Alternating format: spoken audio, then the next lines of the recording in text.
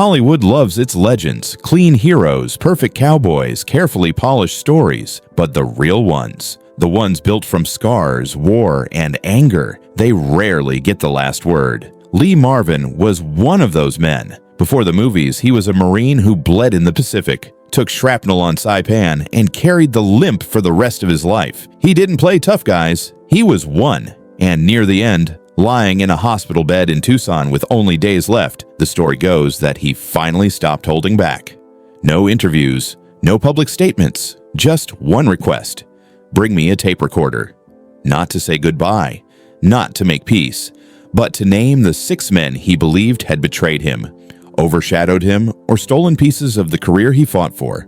Nobody knows if that tape truly existed, but the idea of it feels real, too real. Because if Lee Marvin ever wanted to tell the truth without Hollywood cleaning it up, it would sound exactly like this. 6 names, 6 wounds, one dying man finally saying what he'd swallowed for 50 years. Let's hear it. Tucson Medical Center wasn't where a man like Lee Marvin expected his story to end. The room was small, the air too clean, and the silence too heavy for someone who had spent most of his life drowning out pain with noise. Doctors had already given him the truth. Stage 4 pancreatic cancer, no real chance of recovery, and only a handful of days left. Most men would have asked for comfort, family, or one final moment of peace. Lee didn't. He stared at the ceiling like it owed him answers, then asked for something no one expected: a tape recorder. His son brought him a magazine that listed old Hollywood tough guys and labeled him a retired and mellowed. Lee read it, ripped it in half, and tossed it aside like it insulted him personally. He was tired of being treated like a museum piece, tired of watching the industry rewrite his life while he was still alive to remember the truth. This wasn't a man fading quietly into the background. This was someone who had spent decades being polite, professional, and silent, long enough for everyone else to rewrite the narrative around him. Late that night, nurses said they heard him muttering names under his breath. Not family, not friends. Names of men he'd worked with, fought with, and held grudges against. Names that carried 50 years of resentment and unfinished business. John Wayne, Charles Bronson, Steve McQueen, Clint Eastwood, James Coburn, and one final name that was never fully confirmed by anyone who heard the story. To anyone else, it might have sounded like a dying man rambling. But to Lee, it was a list. A list he had carried for decades. A list he was finally ready to speak aloud. When his son returned with the recorder, Lee took it with shaky hands, stared at it for several long seconds, and pressed the red button. According to the legend, he didn't hesitate. He didn't soften anything. He began exactly where the anger lived. The first name, he supposedly said, is the biggest lie Hollywood ever sold. And with that, he started at the top. John Wayne wasn't just a movie star, he was a national monument. For decades, America looked at him and saw strength, honor, and the kind of courage people wished they had. He rode tall in the saddle, talked like every word carried wisdom, and became the face of the classic American hero. But to Lee Marvin, none of that felt real. Not the swagger, not the image, and definitely not the legend. Lee had fought in a real war. He had bled on a real battlefield. He had carried real scars that never fully healed, so standing beside a man who symbolized bravery but had never worn a real uniform in combat stirred something bitter in him. It wasn't jealousy. It was a sense of betrayal, like the world had decided the costume mattered more than the truth. On The Man Who Shot Liberty Valance, Marvin delivered one of the best villain performances of the era, yet he watched the spotlight tilt the same way it always did, toward Wayne. The crew respected Wayne's myth before they respected Marvin's reality. Interviews focused on Wayne's presence more than Marvin's craft, and Hollywood's marketing machine made one thing very clear: there was only room for one true tough guy on the poster. According to the legend of the tape, this is where Lee's voice shifted. Not louder, not angrier, just sharper. He supposedly spoke about how hard it was to act opposite someone who didn't see you as a partner, but as a threat. He talked about scenes where Wayne tried to dominate the frame, moments where he felt pushed aside, and the frustration of watching the myth swallow the man. The resentment wasn't about fame. It wasn't even about ego. It was about authenticity. Lee Marvin had lived through hell, only to return home and play second to a man who made a career pretending to be the kind of soldier Lee once actually was. To him, it felt like the world cheering for an illusion while ignoring the truth standing right next to it. If the tape is real, Lee ended this part with a line that set the tone for everything that followed. A line aimed not just at Wayne, but at the entire Hollywood system.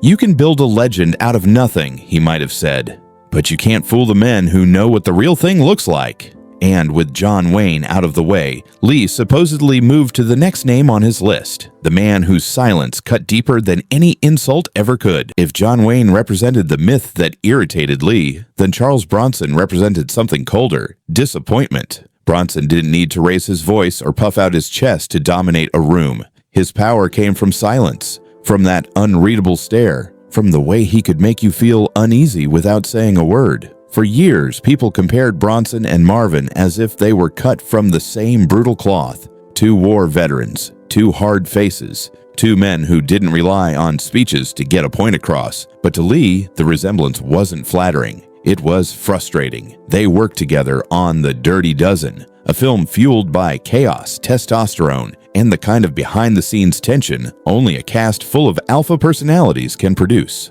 Marvin was the official lead, the commander, the man expected to keep the production together even when his own life was unraveling. Bronson was the quiet one, reliable, controlled, and, depending on who you listen to, quietly judging every mistake Lee made. Marvin knew he drank too much. Everyone knew. The late arrivals, the hangovers, the unpredictable moods, they were part of his reputation long before the tabloids sharpened their knives. But what stung more than any headline was the idea that Bronson may have used those flaws as leverage. Some stories claimed he complained to crew members, whispered to directors, or let gossip columnists know when Lee was having a rough day. Nothing ever proven, nothing ever confirmed, but rumors like that don't survive unless there's truth somewhere inside them. In the supposed tape, Lee doesn't scream Bronson's name. He speaks it like a memory he never fully made peace with.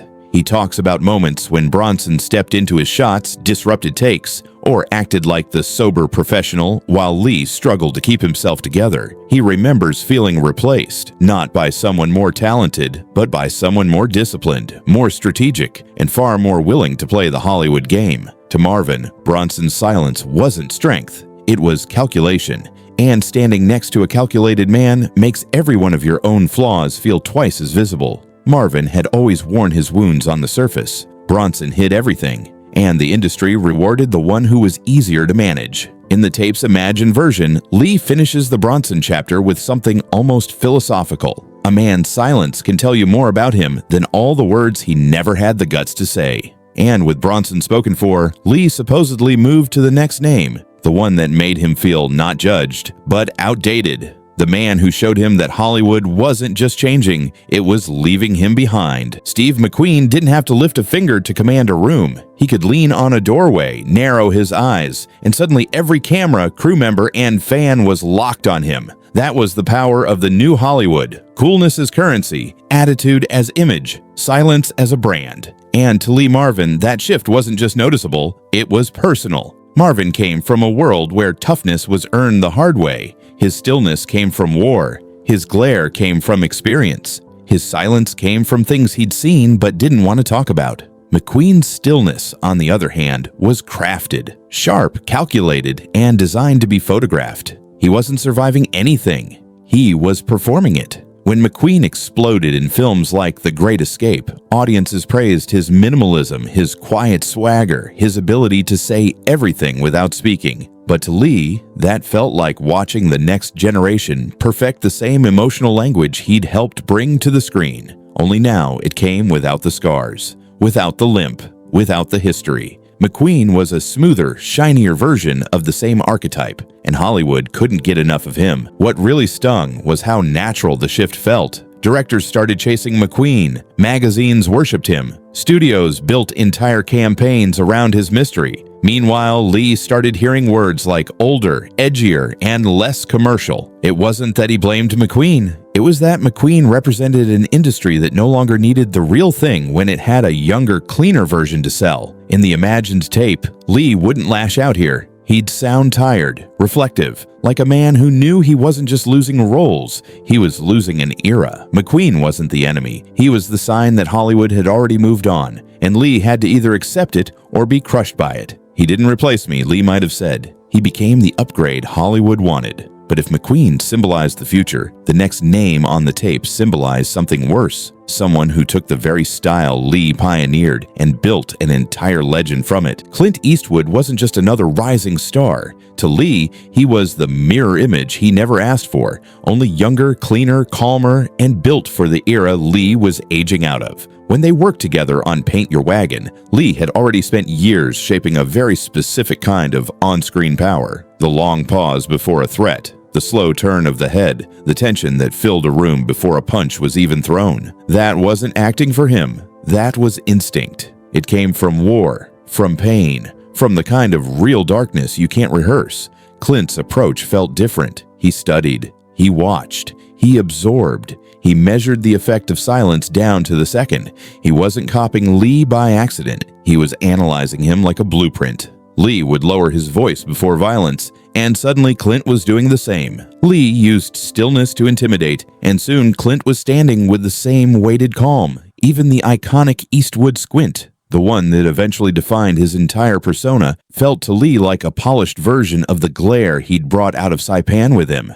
And then came Dirty Harry. The role turned Clint into a cultural force, a face of American toughness, a man whose silence and steel-eyed stare became legendary. The irony? According to some accounts, Lee had been one of the men offered similar vigilante roles first. He passed on them, partly because he didn't like the oversimplified morality, but watching Clint take that same formula, refine it, and turn it into a franchise must have felt like watching someone weaponize your own identity against you. Hollywood didn't just embrace Clint, they built him into the new standard. His version of the tough guy was easier to market, less wounded, less unpredictable, less haunted by real combat. He was danger without tragedy, violence without trauma, menace without the messy edges. And audiences loved it.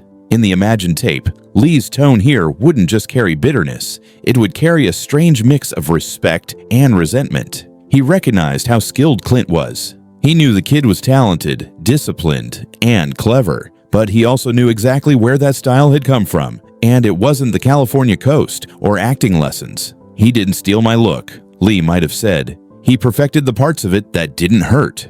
To Lee, Clint represented the moment Hollywood decided it no longer needed authenticity. It needed aesthetics that felt authentic. It needed the shadow, not the source.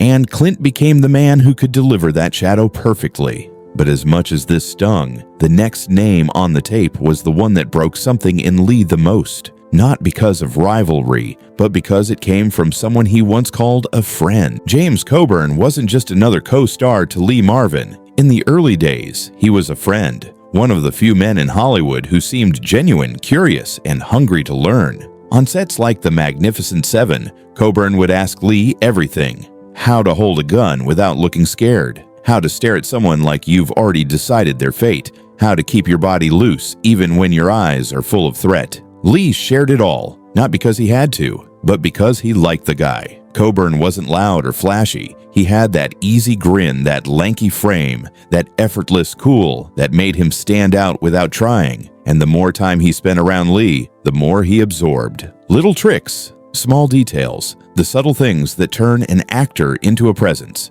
But friendship in Hollywood is a fragile thing, held together by opportunity rather than loyalty. As Coburn's star rose, something shifted. He started getting roles Lee had once been approached for. He became one of the new faces of effortless toughness, the kind of actor directors praised for his quiet menace. Ironically, the very energy Lee had helped him understand. The magazines began listing him alongside McQueen and Bronson as one of the coolest men in Hollywood. And each time that happened, Lee felt the sting of a truth he didn't want to believe. Hollywood only stays loyal until it finds someone younger, smoother, and easier to shape. The real break, according to the whispered versions of the legend, came when Coburn grabbed a role Lee was supposed to land. Whether it was a direct betrayal or just the nature of the industry, doesn't matter. What mattered to Lee was that it came from someone he once trusted, someone he had called brother. A word that meant something to Lee, even if it didn't mean the same thing back. In the imagined tape,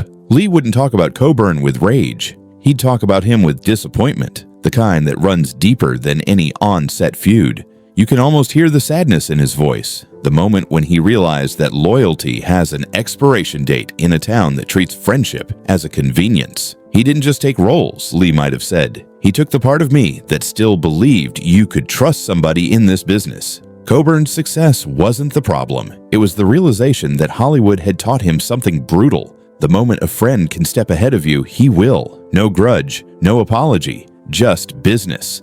But once this final wound was named, the tape, if it ever existed, shifted away from the men and towards something bigger, something that every actor, every director, and every forgotten legend eventually learns. And that leads us to the final section of the story, the message beneath all the names. By the time Lee Marvin supposedly reached the end of his list, the story wasn't truly about 6 men anymore. It was about the industry that shaped all of them. Hollywood has always rewarded the version of toughness that looks good on posters, not the kind carved out of real scars. And for someone like Lee, who lived everything others pretended to be, that was the deepest wound of all. John Wayne represented the myth, an image America wanted so badly it didn't care whether it was real. Charles Bronson represented how silence can turn into judgment the moment your flaws become inconvenient. Steve McQueen was the symbol of a new Hollywood that valued coolness over authenticity.